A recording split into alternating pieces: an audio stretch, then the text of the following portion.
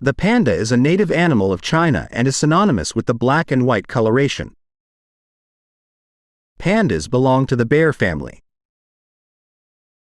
However, pandas are different from other bears, which are carnivorous animals. Pandas, on the other hand, have a preference for eating bamboo. Pandas spend almost their entire lifetime eating. Giant pandas dedicate around 10 to 16 hours a day to eating, particularly bamboo. It's important to note that bamboo provides only a small amount of energy. As a result, pandas must continuously consume it.